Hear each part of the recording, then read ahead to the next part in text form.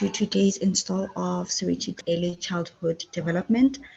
We have our panelists who are educated, experienced, and knowledgeable in this topic, and they'll be covering different elements regarding nutrition, and they'll be giving us recommendations of what we can do in our communities and in our homes. So before I waste any of your time, we'll have 4 presentations. Our first presenter will be Jessica from the Do More Foundation, and then our second presenter will be Anna Marie from Nestle, and then we have Shelley from Early Learning Resource Unit, and then to close off we'll have people from Seriti Institute, from the Arabapaling program. We will have some house rules written in the chat. If you have any questions or queries, please put them in the chat and we'll address them at the end of the presentation. Do follow the conversation on our Twitter account at Seriti Institute. Over to you, Jessica. Lovely. Thank you so much for the intro, and welcome to all our guests and listeners who have joined us today. It seems like there's a big group online, so welcome, and please feel free to keep this a really interactive session. It's always so nice to have comments and questions. I'm sure my fellow presenters will also agree that it's really lovely to have questions and comments coming through, so feel free to use the chat box. Great, I'm going to share my presentation. So as I was introed, I'm Jessica Renassen from the Do More Foundation. We're a non-profit based in Durban whose mission is to create better tomorrows for young children. What is really interesting is that while I'm not a dietitian, I'm a social worker, I began to discover along my journey with working with families and parents that nutrition is a critical topic, theme, and motivator. It's an enabler of growth. And so I decided when looking at the topic for today that I would share with you some of my experience and expertise on where to find these links between nutrition and ECD, and how finding those points of impact can improve growth for young children. The first point of departure, which some of you may know, is this baseline question of what children need to thrive. And this is where nutrition gets a front focus, because we know that in the first 1,000 days, children's brains are growing at a massive rate. That is well documented, and the first 1,000 days have become such a highlighted point and a critical period of growth. What is important during that time is not just the days that go by, but what happens in those days. And so we see that adequate nutrition becomes critical for brain growth. What is unfortunate is that we have quite a high stunting rate, which means we're not actually getting that right with a large percentage of our children. We also know that children need safe and stimulating environments. And that's where it's so exciting to see the link between ECD and nutrition, because safety and care while parents work or while children are at home is really important, and quality ECD programs become part of that discussion, because we want children to be stimulated, not just held in a pen for a day. We want them to be engaging and learning and developing those foundational skills, because the brain is growing, that plasticity and the neural pathways that are growing and developing in those 1,000 days. This is the time to encourage those foundational skills. And then secure attachment with parents. And that's why I'm so excited that one of my fellow speakers is from the Arabapaling program, because the work with parents is so essential, and that secure attachment that children need will set them apart for life because of the strong social skills that they need. So the question you may be asking is, okay, thanks, Jess, for the background. Where does nutrition and ECD meet? And what we see, as I mentioned, is that the stunting rate in South Africa is high. Depending on where you are in the country, that does tend to change. And maybe you're asking, well, what is stunting? This is not a dictionary definition, but to give you an idea, we're seeing an issue where children are not growing to their adequate height. Their bones are not growing to their optimal length. And their brains, their skulls are actually not growing either. And so, yes, this is slightly layman's, and perhaps my fellow presenters will adjust this definition slightly, but what we're starting to see is there is huge connection between stunted children and cognitive development and the brain capacity to grow and learn that inflects our classrooms. We also see poverty playing a huge role in this, because with an average household bringing in less than 1,000 Rand a month, one of the budget items, maybe some of you have experienced this, I know even in my own world, the budgets are looking very different these days as cost of food and cost of living goes up, but salaries maybe do not. We have to question what budget items are changing, and that's often what quality food we're buying or what food we're purchasing. We also have a double burden issue in South Africa, where obesity is also an issue, which causes many problems later on in life. My next kind of point here is around, well, then who needs to hear about nutrition? And I hope that this webinar is really engaging and encouraging to all of you online to start to think about nutrition much broader than just the food we eat. Nutrition is everywhere, as you can see from our graphic, and at the Dumore Foundation, we're often talking about real children in real communities. Maybe some of you can relate to this picture that I'm sharing with you, thinking about the homes that the real children in South Africa come from, the rural and the urban areas, but the caregivers that are not always the primary caregiver being the mother. Sometimes it's the granny or the gogo at home. Sometimes it's the neighbor. And sometimes those parents work far away, or they're close by, but they have to be at work early in the morning. So who is caring and how does actually matter. And we'll talk a little bit about that as we go. UNICEF has a well-documented study which talk about which groups need to hear about nutrition. And you may find yourself falling into one of these categories, whether you're a mother or a father, or someone in your family.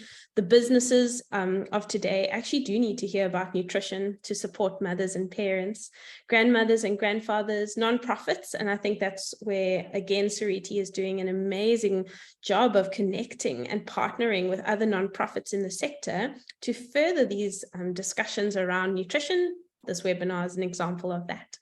Nurses and clinics, of course, nurses need to be championing nutrition because they're coming across mothers all the time. ECD practitioners and principals, and then all community members actually can be champions of nutrition. And that's what I hope you take away from my presentation today. I was really fortunate to be involved in a number of academic studies which promoted this idea that within a community initiatives can harness a shared value around nutrition. So we can all value nutrition as a community and then share really simplified messages that allow us, you, whoever's on this webinar, whether you are a parent or not, you can still champion nutrition messaging and pass on to your spheres of influence. I'll give you some examples. We watched as breastfeeding support groups began to mushroom out of, or emerge out of ECD centers. Some of these mothers are brand new mothers. Some of them are mothers to be.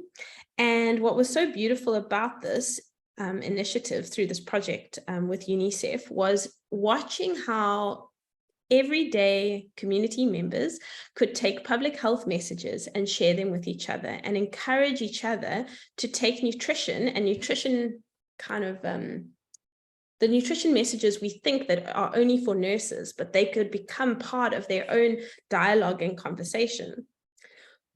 Not only did the young people enjoy these messages, but the gogos too. And that was so amazing to see that even the role models in communities can actually champion nutrition. And so if there are any grannies on this call today, or anyone whose children is with their granny or grandparents or elderly role models in the community, this is a moment to say even nutrition messaging matters to you.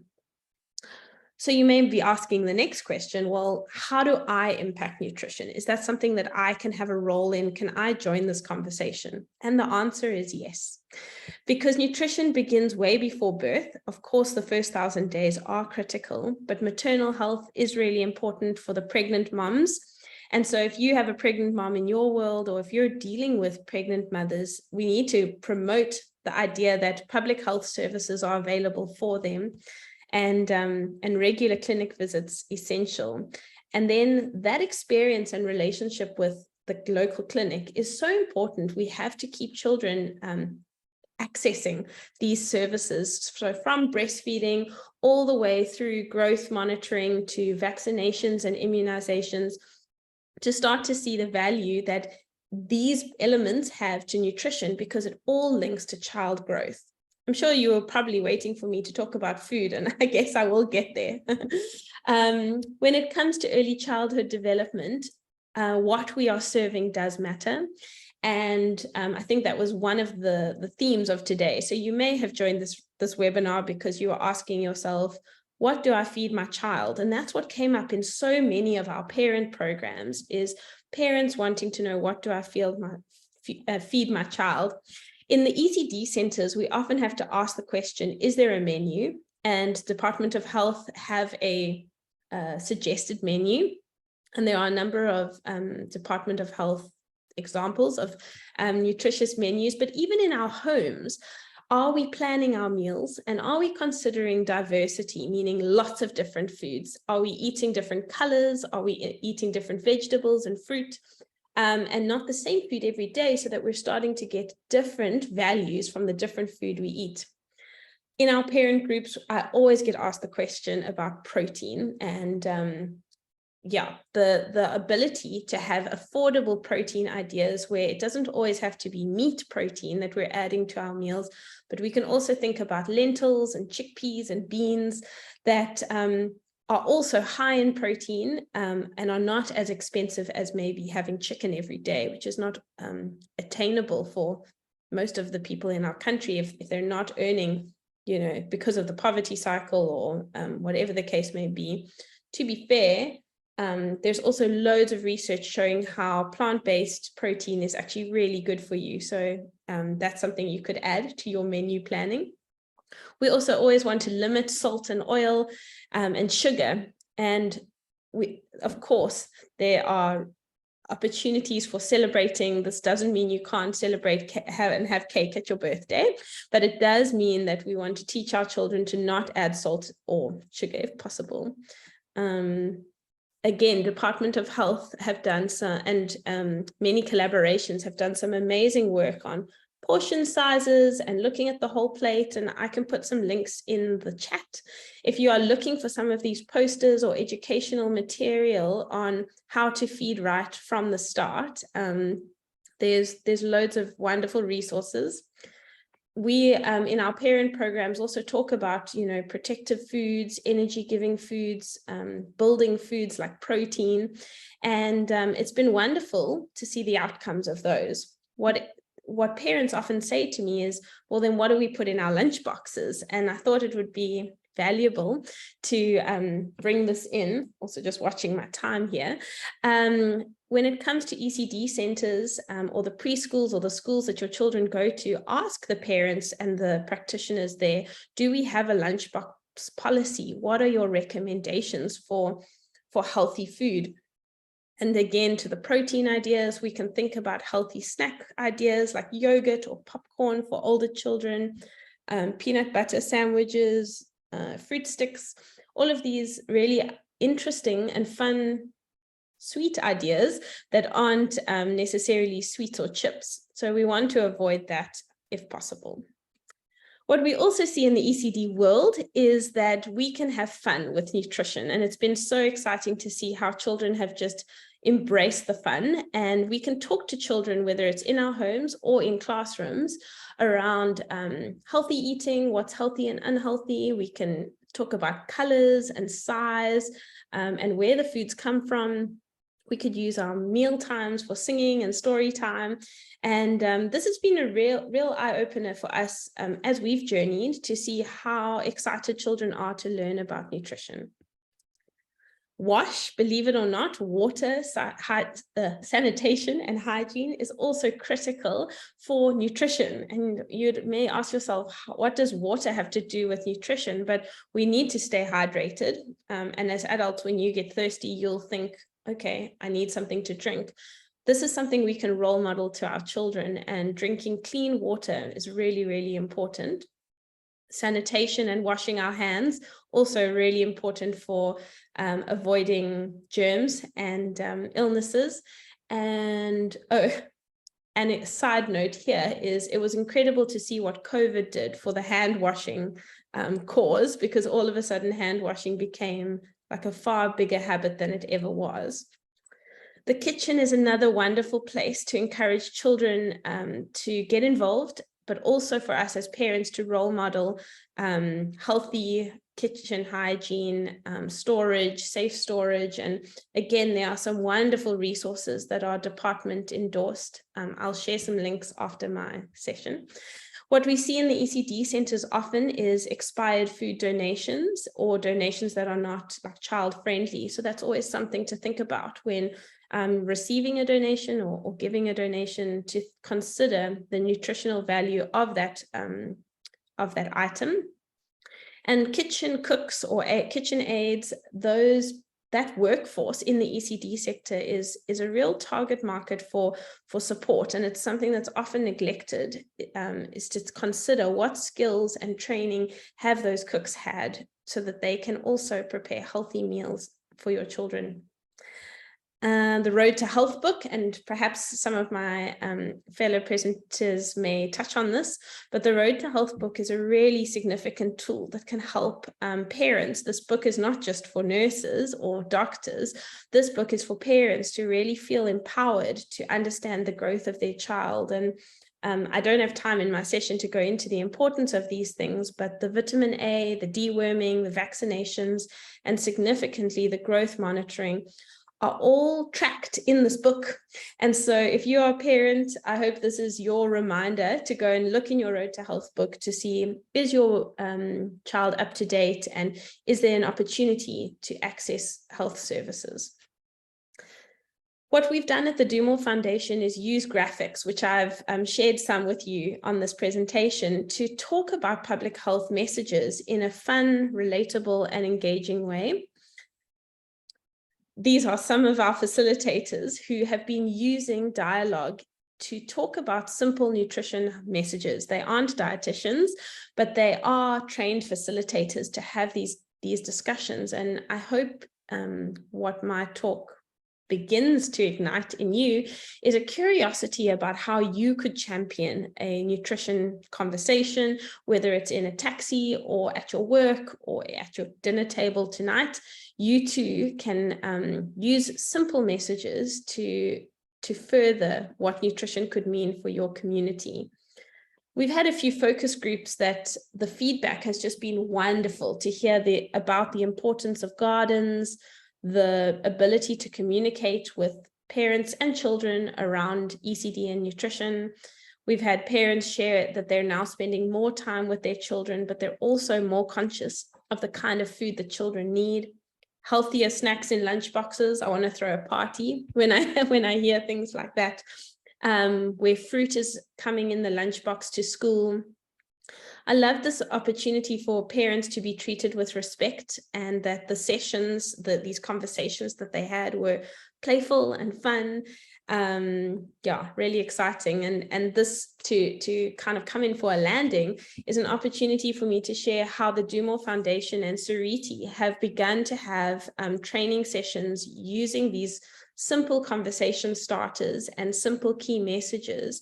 And I think it's really an exciting partnership to see how two organizations can champion nutrition messaging in a number of different ways. And you too can be a part of that. So I'll put some of the links in the chat, and really looking forward to furthering the conversation of nutrition and ECD with you all. Thank you so much, Jessica, for your presentation. I think from what you said, it's important, and I think everybody got to feel that we need to take action and be actively involved with helping the ECDs. So now we're going to hand over to Anna-Marie to do her presentation. Thank you very much. And I just need to get the right screen and we should be ready to go. So what I thought of doing, well, firstly, let me just introduce myself. My name is Anna-Marie de Beer. I'm a registered dietitian, and I've been working in various parts of the world, parts of nutrition, worked actually in ECDs for a long time in my previous life before I joined Nestle. And currently I am the head of nutrition, health and wellness within the company for the Eastern Africa region. And I always say to people that nutrition is everybody's business. It's a few people's jobs. I'm fortunate that it is also my job today. And I'm going to share with you just a bit around how nutrition and the landscape of nutrition is actually changing within the environment we are working in. Key messages for today is that we need to understand that whilst we are having some progress in child wasting or really children being undernourished, we see that stunting, this ability, and Jessica alluded to that, this ability to grow to the full potential is persisting. Micronutrient deficiencies remains very high in our country, but we have a growing problem of overweight and obesity amongst our children. We also know that most of the children or the diets of children in most countries remain inadequate. And that reflects really global disparities, really this big thing between those that have and those that haven't got. And then we see that most children with obesity, wasting and stunting, as well as micronutrient deficiencies, live in lower income countries, lower income communities within a country. And we also see that the nutrition related risks are the leading cause of global mortality, or the number of people that are dying, as well as disability. But we also have some solutions, and the food-based dietary guidelines that we currently have is really just one way of that. If we look at the changing landscape, we see that what I've mentioned earlier on is that most children with obesity, wasting, stunting, and micronutrient deficiencies live in lower income countries, and that the nutrition-related risks are the leading causes of mortality. And if we look at mortality, we see, and this is really the children under 5 that die, or children that die before they're 5 years old. And we have seen a significant drop in that, and that's really great, that there are less children dying early before they should. What we're also seeing is that global undernutrition is improving, and this is just a slide showing you how this is getting better over the years, and this yellow line is sub-Saharan Africa, and we are definitely improving in this area. However, these little red blots that you see here are all around obesity and overweight, and here this was around the year I think, if I'm now correct, it was 2010, could have been 2000. And this is where we are if we look at South Africa in 2015. And South Africa currently is the country with the fastest growing number of children that are either overweight or obese. So we are really having what we now call the triple burden of disease in our country: overweight, underweight, as well as micronutrient deficiencies. If we look at what children are eating, and I really wanted to share this with you because I think it's an important slide to show that breastfeeding rates are definitely increasing, and that's really very promising.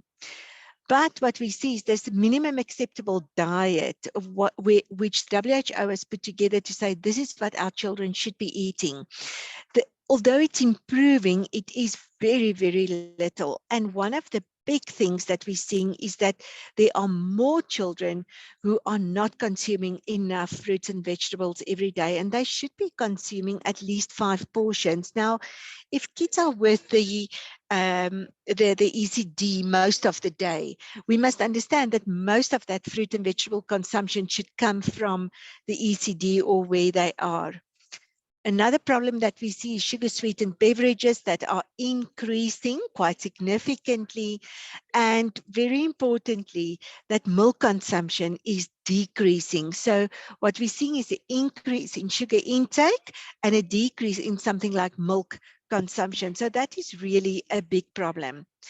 Now, why does all of this matter? If we look at stunting or chronic undernutrition where children don't grow, we see that if they suffer from chronic malnutrition early in life, it actually starts already in the womb. And Jessica has referred to the gogos and to moms with and Anna without Marie, babies. Yes.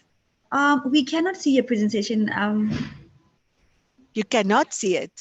No, we cannot see your presentation. Oh, and I'm already on slide 6. Wait, Hopefully we can hear you, but we just can't see the presentation. let me see if this is working. Let me do this. Sorry, I apologize. Can you see it? It says that I'm sharing. Let me just do this and this. Can you see anything now? But do you see my big presentation or just my notes pages? I can see the presentation. The big one, the right slides. Okay. So in terms of stunting, then we are seeing that 20% of this malnutrition already starts in the womb. And Jessica's reference earlier on to the importance of the gogos and really women in general in the community is extremely important, because we really need to have the nutrition conversation already with our children. You know, teenage girls, and we know South Africa has got a very high teenage pregnancy. So that we already start talking about good nutrition very early. We do nutrition education at ECDs and then a bit in primary school, and then everything falls flat in high school. And this is where the kids are actually falling pregnant, and this is where we see the problem of malnutrition starting. What's also important to remember is that stunting lasts a lifetime. And it impairs brain development. Because it impairs brain development, we see kids with a lower IQ. In other words, their ability to really perform in school, to have an academic performance, is affected by that. They've got a weakened immune system, which also means that they're off from school more frequently, which means that they can't learn as frequently. And we see a greater risk of serious diseases like diabetes and cancer later on in life. We know now that stunting affects a country's GDP, the gross domestic product, or the ability of a country to have enough money and to generate enough money by 12%. So it has a huge impact on our country specifically.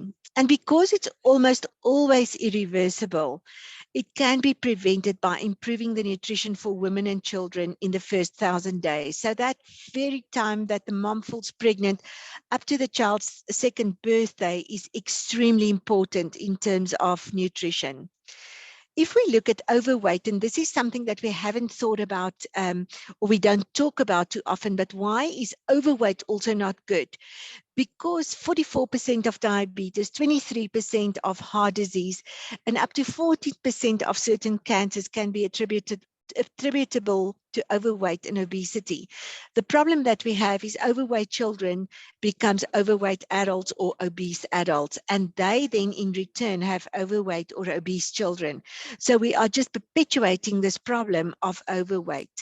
There's direct and indirect costs of obesity, and the direct costs could be just because of a result of outpatients and inpatients, the health services that we need, drug therapy, a whole lot of things, but also the indirect costs that we have with that. Then we've got the value of a loss of work. Obese employees seems to be missing more days from work, like in school. They're not at school that often. Long-term disability, premature death we see there, and then also the ability to work because they're overweight. They actually just don't have the capacity to do that, and they call that presenteeism, where you are at work but you actually can't work. Now that also happens in school, so they're present there but they can't happen. It can't happen at school, and here it's quite important to consider in an ECD center where you have overweight children. They cannot play with the friends. They cannot climb up the ladders if there are ladders. They cannot run around as much because they are tired. So it's very important that we really address this as a matter of urgency. Just from an insurance point of view for adults, they pay higher premiums, and they have found that in certain studies that obesity is associated with lower wages and a lower household income. And we must understand this obesity doesn't start when you're an adult. It actually starts already when these kids are very young. I've mentioned NCDs or non-communicable diseases are the biggest threat that we see. And all of this, 6 of these are nutrition related. It relates to higher blood sugar levels, high blood pressure, which is endemic in our country, higher BMI. I'm pretty sure from the group sitting on this call, I would guess that about 50% would have high blood pressure, a high BMI or body mass index, high cholesterol levels, and then we see that child and maternal malnutrition are really part of this problem. And the dietary risks are very easy to identify and also to address because it's related to a low consumption of fruit and vegetables, a high consumption of sugar sweetened beverages like cold drinks, and then a high salt intake. So we know what the problem is. And I think this is important. We know what the problem is and we know where the problem lies. And I'm going to just give you a quick rundown of what it is that we can do to address this. And the very first one is in children younger than 6 months. Breastfeeding is the best way of feeding the baby. And I think this is very important. And we've seen a huge increase in the breastfeeding rates in our country. And that is really helping already. The next point is between 6 and 12 months. What can we do? Now, some of the kids are not at ECD already in this time frame, but it links to the ECDs. And food variety is really here that if there's one thing that I want you to remember today, it's about frequency and variety for our kids. They need to eat frequently and they need to have a variety of foods. Jessica already alluded to the fact that they don't need meat every day, and that's very true. But milk is very important. Our kids need to drink at least 2 glasses of milk a day. They need the nuts, they need the legumes. Samp and beans is a brilliant way of giving children energy and at the same time giving them the protein they need. And it's important that we continue to take them to the clinic in this first 12 months regularly for the follow-up in terms of growth. Make sure the kids are weighed, that they are measured, and it is plotted on their growth charts within their Road to Health book. I think this is the area that we have to talk about and maybe spend a bit more time on, but here it again goes to the variety of foods. The kids need at least 5 meals a day. And I know it sounds a lot because most of us just have 3 or maybe 2 meals a day. But our kids need to eat more frequently. They've got small stomachs and we need to give them nutrient-dense foods all the time. Starchy meals or starchy foods are still very important for them. They need plenty of vegetables and fruit every day with every meal. They need to drink milk every day. It's really, really important because it's really a good source of protein, but also of calcium and a whole lot of other vitamins and minerals that they don't get elsewhere. They can have, or they should be eating chicken, meat, fish, eggs, beans, soya, or peanut butter every day. And again, here, it doesn't have to be just meat. It could just be that if you have a little plot where you have chickens, make sure the kids have the eggs. They don't have to eat the meat, but the eggs is a good source of protein. And then if we give them treats, it's important that we give it with with the meal. So they have their meal and then they can have the treat. Don't give it as the meal because it replaces then the very good food that children should be eating. Water, as we've mentioned, very important. It should be available at ECDs. I really want to encourage you. Make sure the water is available in a canister where they can actually pour out. And I know it's a bit of a mess, but make sure the water is available and kids can have it at any time during the day. If it's there, they will drink it. At this stage, kids can go to the clinic or should be going to the clinic only every 3 months. I know immunization is done by then, but it's important that they still go to the clinic for regular follow-ups and checkups. And then I think the last thing that we really want to encourage parents to do is make sure children play and are active. Unfortunately, in our world, the TV became the childminder and kids are sitting in front of the TV. Get them out, get them away from screens. If it's not on the TV, it's on your phone, and they have these smartphones, or you as the parent may have the smartphone. Don't give it to them to play with just because you want to quickly go and cook. Rather give them some games to play. Think about the games that your grannies probably played, and we had these blocks that we had with chalk on the cement outside. Put those there. What was it called? Hopscotch, I think. There's a lot of things. Give them a rope and they can skip or learn to skip. But it's really important that we get our kids outside and play. And if it's not safe outside, which I also understand, there are places where in your house where you can actually play with the kids and just make sure that they become physically active. And I think that's really, really important. Our kids are not active enough. They are spending more than 4 hours a day in front of a screen. It's way too much for children. And we really need, even from an ECD point of view, really encourage the kids to play and give them the tools. And if I say the tools, help them to understand what it is that they can do to really be more active also at home. And then my last slide for today is really just in conclusion, and I leave this last point of the power of one I want to start with, is that it starts with one person. It starts in one household and it starts in one community. It's important that we all kind of just understand that if I do it in my house and it starts in the next house and the following house, eventually it becomes a community that are aware of how our children are eating, and we can actually address that. We must understand that the way the children are eating is deteriorating. The nutrition in ECDs, unfortunately, is really not great. I'm glad that Jessica showed you what the Department of Health is doing at the moment. Please apply those menus. I used to do inspections in some of these ECD centers many moons ago, and it was really bad in terms of what the children are getting. And it's not because it's not available. It's often because of a lack of understanding and a lack of education. So please, my plea to you is to make sure that the kids really, that there's a menu up. If there's a menu up in the ECD, it's already easier to follow it. If you do get foods from Woolworths or anywhere else, remember that expired foods is not necessarily bad. We normally say use by best before date, and that means that it's still safe to use when it's expired. So think about those words that's on there. The important one is use by. The use by date tells us that the food is not good anymore. So please make sure that you then at least use it by the date that they say. So it's don't throw food away that you don't have to throw away.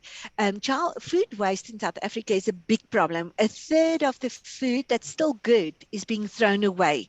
So see how we can apply those. And if you really have to throw it away, start thinking about making a food garden in your ECD. And I don't have time to now show you that, but having food gardens at the ECD center is extremely, or even at home, is really a good way of making sure our children get their 5 portions of fruits and vegetables a day. And you can use this food that you're going to throw away as part of the compost heap that you're going to develop and that you're going to create. So I think with that, I just want to say my last point is following basic guidelines gives us the ability to change this picture that we're seeing of bad nutrition in our country. And we all have the ability to actually change that. And it really starts with one. And let's do that one at a time. And with that, I want to stop. I think I may have overspent my time. Sorry, Millicent. But yeah, happy to answer any questions further. Thank you so much for your presentation. I think the biggest takeaway right now would be that as much as parents are hydrating, it's important that the kids also do get some kind of hydration at school and at home. I think now we will have Shirley do her presentation, followed by Pira.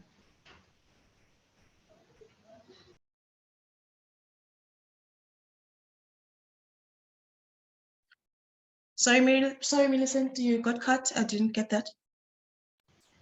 Shirley will be doing the presentation and then you will follow. All right, thank you. Thank you.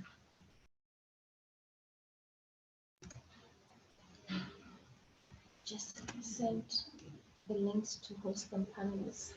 Yeah, Be sent it to everyone. I told her that you need a mistake. Okay. So if she doesn't. Good morning. Put it.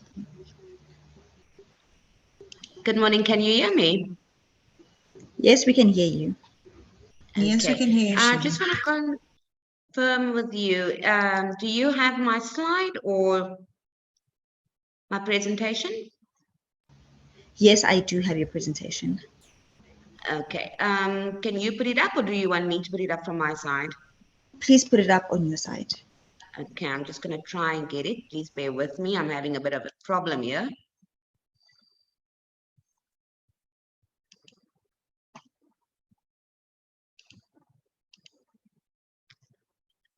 Okay, there we go.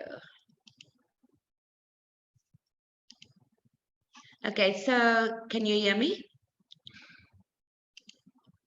I'm not sure. Can you see the slide? Can everybody see the slide?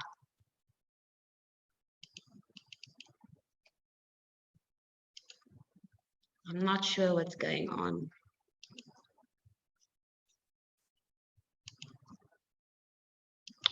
Melissa, do you want to go to the next person? Let me just see how I can get this fixed with regards to my slide. Okay, no problem. Piwo, can you Okay. take over and do your presentation while Shelly fixes her technical problems?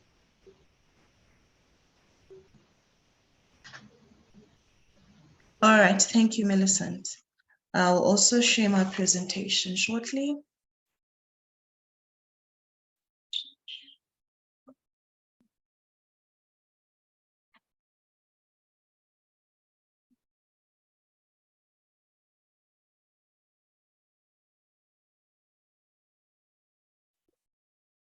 Okay, can you see my presentation?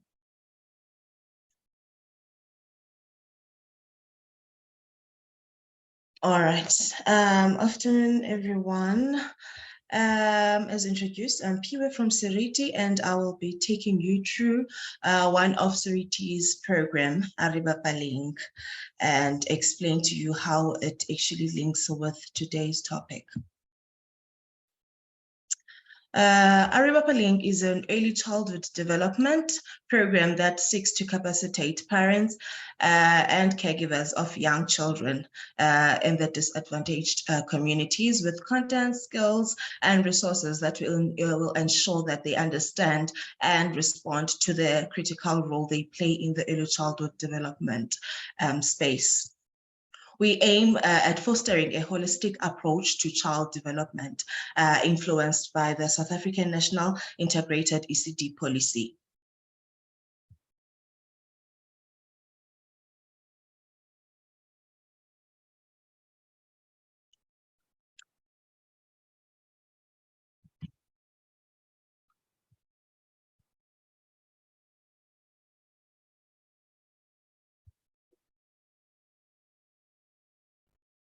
All right. I am seeing, all right, okay. And Aribapa Link carries out this important work through our methodology known as the active learning workshops.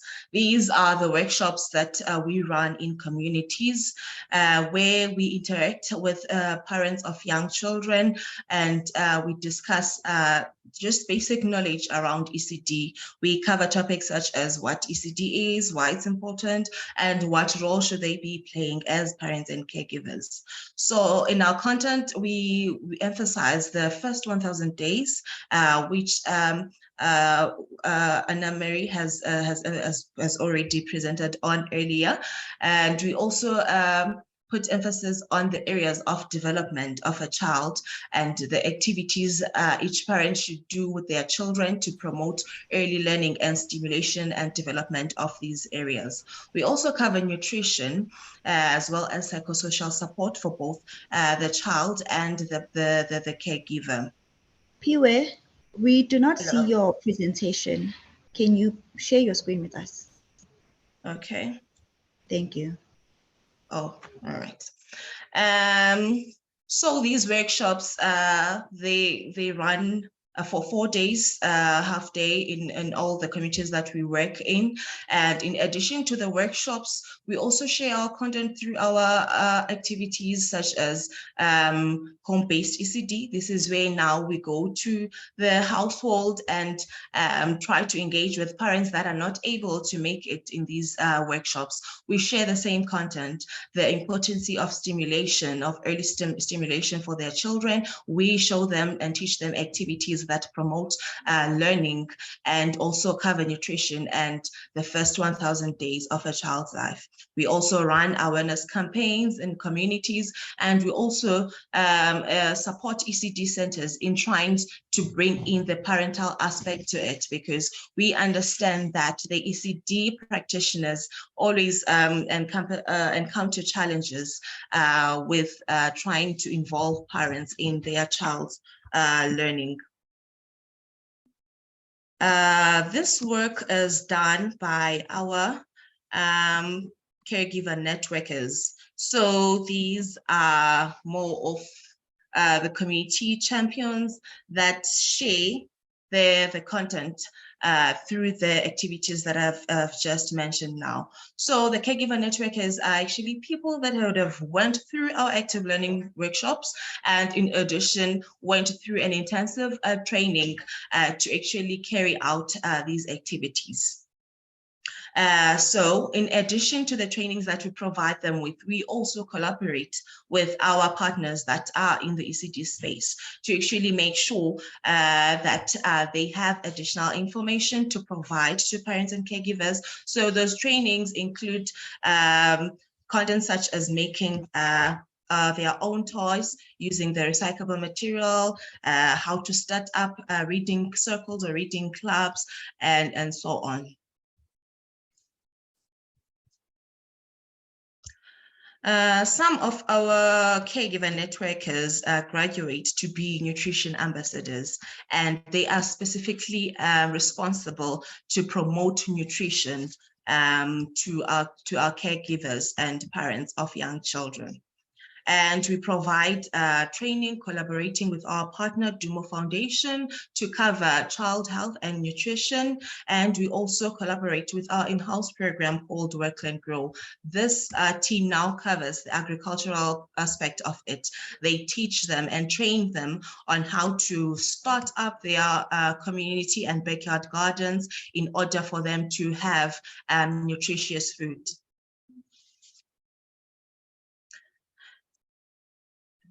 During our sessions in the active learning workshops and the household visits, we provide with content, we provide them with some tools. And one of the tools that we provide them with is the information sheet tool that covers the different sections: psychosocial support, nutrition, learning through play, and so on.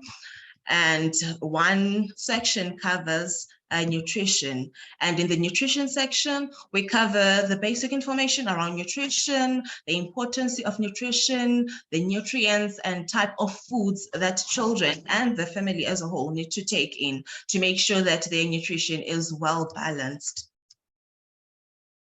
And we also use the Work, Learn, Grow content to make sure that they understand how to actually come about or how to create their own nutritious food.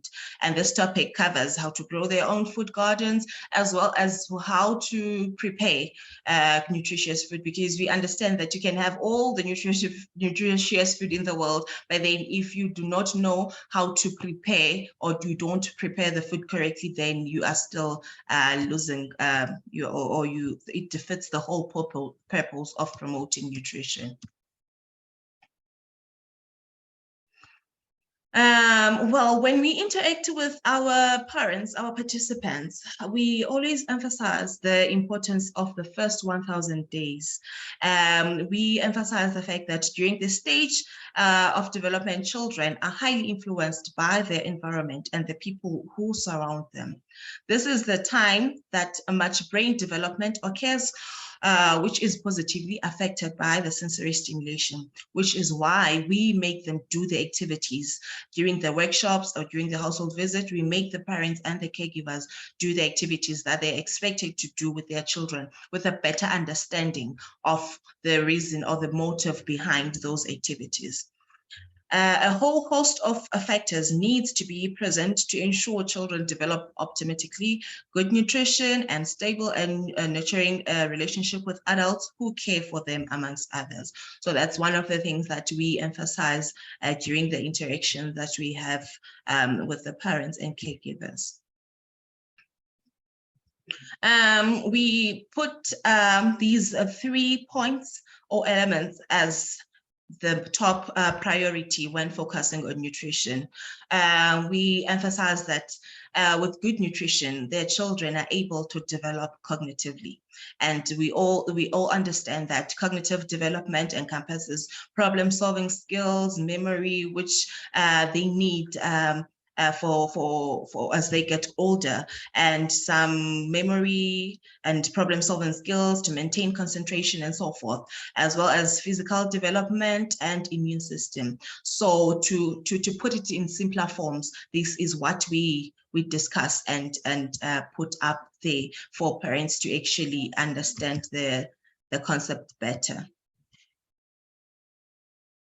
Just to take you through quickly on the impact that we have made so far, we have reached just 12,513 caregivers and parents through the activities that we run, the household visit and the awareness raising activities.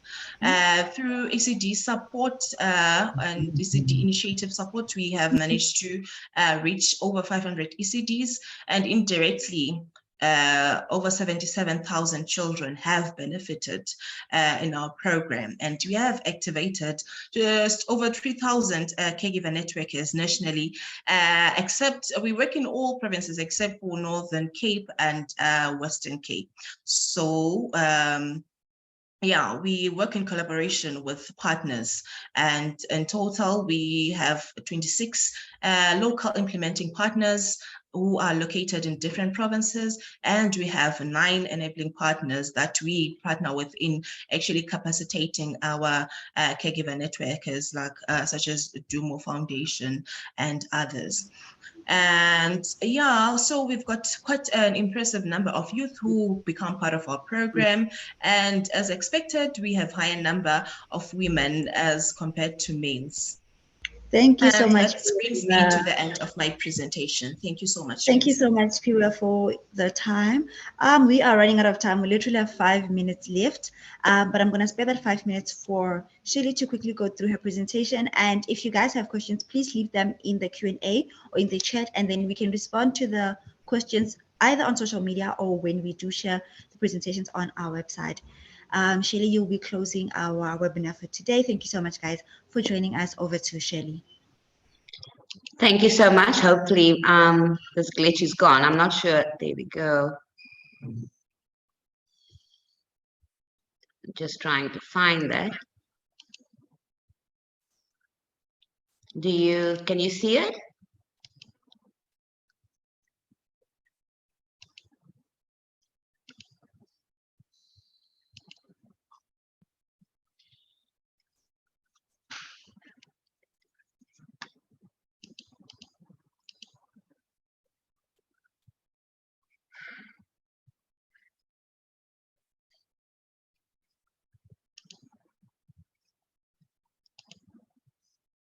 Are you able to see the presentation?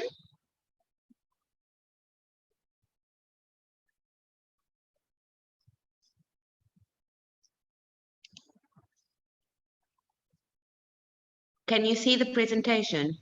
We can't, but in the interest of time, I think maybe you can just do the presentation and we'll share it after the webinar. Okay, great, because you do have it. So basically what I'm going to be discussing is just a summary of everything that the other presenters were talking about. So we are based and we work in the mainly the Western Northern Cape and in our ECD centers as well. So this is just to explain why the importance of nutrition, okay, and why the emphasis to educate the caregivers as well as the practitioners. So basically the nutrition impacts a child's physical growth as well as brain development. It also impacts a child's emotional and cognitive development. A child with proper nutrition is often able to maintain a healthy weight and perform well in school, in addition to having a decreased risk of illness and disease. So if we look at children with poor eating habits, they don't get the amount of nutrition they need for healthy growth development. This can also lead to the following, for instance, being overweight, as we heard one of our other presenters spoke about, and also tooth decay, high blood pressure, high cholesterol, heart disease and stroke, type 2 diabetes, as well as osteoporosis and some cancers, which is actually very scary. If we think about it, these are actually diseases and that adults have, and we should really do our best to prevent children from getting that. And that is hence their diets and how we impact and how we educate with regards to the importance of nutrition. Also, proper nutrition allows for the vitamins and energy needed to function and grow, but also ensure optimal brain development, because healthy habits start from childhood. Nutrition from an early age impacts a child's current and future weight. What happens in the event that the child does not get nutrition deficiencies in childhood can lead to chronic long-term health problems. These chronic health problems issues may include rickets, iron deficiency, anemia, obesity, coronary heart disease, and like I mentioned, type 2 diabetes, and even stroke and cancer. So that is why we need to focus on the importance of nutrition. And then what are the 6 most important components of nutrition? Just to summarize that all, it's your vitamins, minerals, proteins, fats, water, and carbohydrates. Okay. The consequences of malnutrition in children and adolescents is growth failure and stunting, which one of our presenters mentioned, which is actually very scary that we have such a high percentage on stunting. Delayed sexual development, reduce in muscle mass and strength, impaired intellectual development, rickets, and increased lifetime risk of osteoporosis. So yeah, so basically that is the impact, and I think it's just basically what I went through. It's actually the summary of what our presenters have spoken about, and the impact of poor nutrition that it has, and the impact it has on children and the development going forward.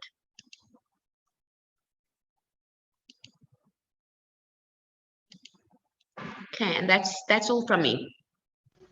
Thank you so much, Shelley. Thank you so much to all our presenters for sharing this important information with us.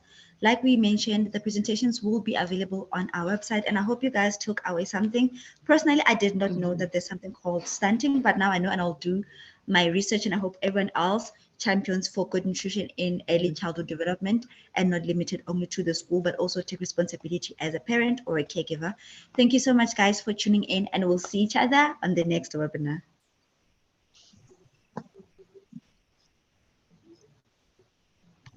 Thank you, everyone. Bye. Thank you. Bye-bye. Thank you, guests and the panelists. Lovely to be with you all this morning.